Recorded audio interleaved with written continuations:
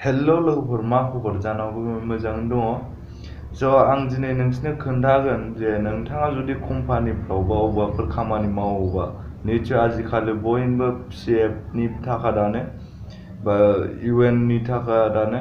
नोंथांमोना स' बेफोरखौ बरननो थाखाय मा खालामनांगोन, अनलाइनजों मारै बरनो, स' आं बेनि सोमोन्दै नोंसोरनो एसे खोन्थागोन। स' जोङो बिनि थाखाय बयनिफ्रायबो सिगाङावनो जोङो खालामग्रोनांगोन UN खौ एक्टिभ खालामग्रोनांगोन। स' जोङो UN एक्टिभ खालामखांनायनि उनावसो गासिबो खामानिया अनलाइनै जाजोबगोन। स' जोङो UN खौ मारै एक्टिभ खालामो, स' बिनि सोमोन्दै आं दिनै खोन्थागोन। भिडिअखौ लास्टसिम नायबानो जाबाय। लोगोफोर जोङो सिगाङावनो जिखुनु जोङो मोनसे ब्राउजार अन खालामनानै लानांगोन। आङो क्रोम ब्राउजारखौ अन खालामसै। क्रोम ब्राउजार अन जागासिनो।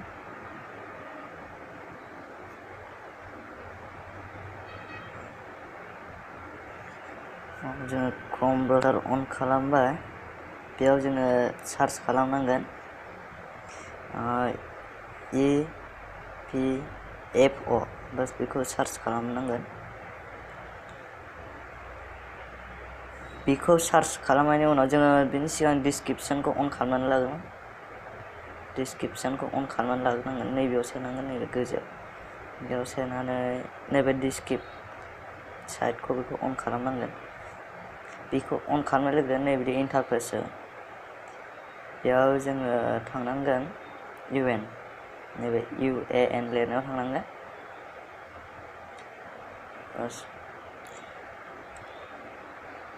बेयाव सेरनाय लोगो लोगो मोनसे दस्रा इन्टारफेस जागोन नैबिदि। स' जोङो बिदिनो गावबा गावनि UN खौ एक्टिभ खालामनो हायो।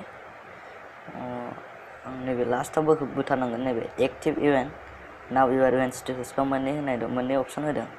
दा जोङो एक्टिभ UN आव लांनांगोन, जों फार्स्ट नालाय गोदान, एक्टिभ UN आव होनांगोन। एक्टिभ UN आव होनाय लोगो लोगो नैबिदि इन्टारफेस जागोन।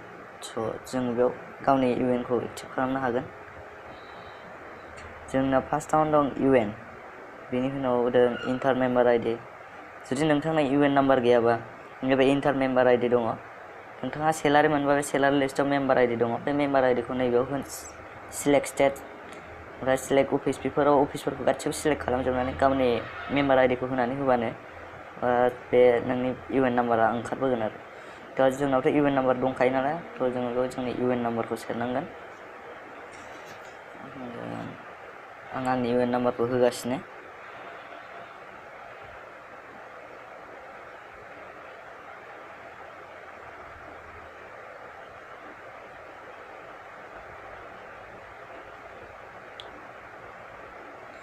आङो आंनि UN नाम्बारखौ होबाय। दानिया जोङो नैबेयाव होनांगोन डेट अफ बार्थ, खिन्थु डेट अफ बार्थआ मिलायनांगोनलै, डेट अफ बार्थआ मिलायाबालाय जाया। आङो डेट अफ बार्थखौ होगासिनो। डेट अफ बार्थआ कम्पानियाव बा UN-आव नोंनि UN-जों मेट्च जानाय कम्पानियाव माबायदि डेट अफ बार्थखौ होनानै दोनदों बेखौ नायनांगोन। आङो आंनि डेट अफ बार्थखौ होनोसै। आं कम्पानियाव बिहरदों।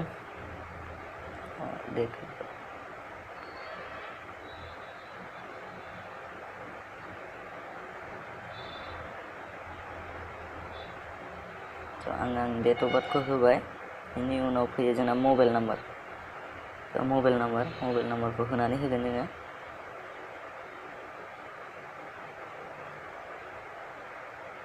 मबाइल नाम्बारखौ होबाय।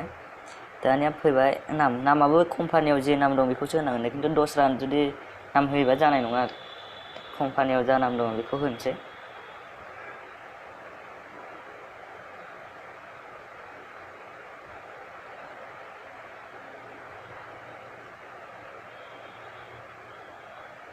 बे आं नङा, एक्सुवेलि सासे लोगोनिसो। आं बेखौ भिडिअ बानायनो थाखाय देखायदों। नैबे लास्टआव दङ जोंना केपचाया नैबेयाव जेरै दङ बिदिनो होनांगोन। नैबेयाव XFE5Q, दा बे Xआ फिसाबा फिसा होनांगोन। आङो होगासिनो। Xआ जोंना दङ फिसा, आं Xखौ फिसा होनांगोन। बेनि उनाव दं Fखौ फिसा होनांगोन। Eआ गिदिरनि, Eखौ गिदिरनि होनांगोन, जेरै दं बिदिनो होनांगोन, नङाबा जानाय नङा। Eआ गिदिरनि, आं Eखौबो गिदिरानो होबाय। 5खौ होबाय। बिनि उनाव फैदों Qआ गिदिरनि, जोङो गिदिरखौ होगोन Q। बिनि उनाव नैबे अथराइजेसन पिनखौ सेरनांगोन।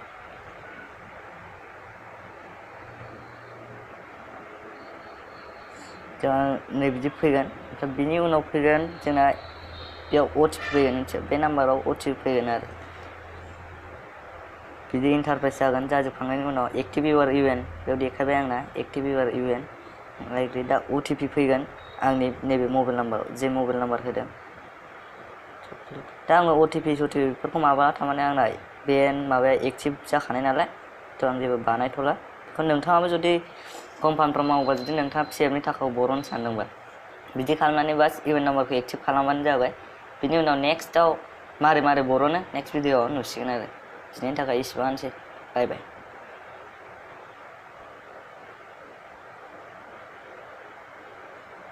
स' लोगोफोर दिनैनि थाखाय इसेबांसै नेक्स्ट भिडिअ'आव खोन्थागोन आं नोंसिनो मारै PFनि थाखायखौ मोननो थाखाय एप्लाइ खालामहरनांगौ आरो मारै गावनि डकुमेन्टफोरखौ लिंक होनांगौ मा डकुमेन्टस नांगौ नेक्स्ट भिडिअ'आव देखायगोन आं आरो जुदि नोंथाङा आंनि चेनेलखौ साबस्क्राइब खालामाखैबा साबस्क्राइब खालामनानै ला आरो बेल आइकनखौबो प्रेस खालामनानै ला जाहाथे आंनि गोदान भिडिअ हरनायखौ नोंथाङा मोनबाय थायो नङाबा नोंथाङा नेक्स्ट भिडिअ'खौ नुनाय नङा जे माबोरै डकुमेन्टफोरखौ लिंक होनांगौ माबोरै PFनि थाखाय बर'नो थाखाय एप्लाइ हरनांगौ बेफोरखौ मोननो थाखाय बेल आइकनखौ प्रेस खालाम Subscribe my channel and don't forget to press the bell icon.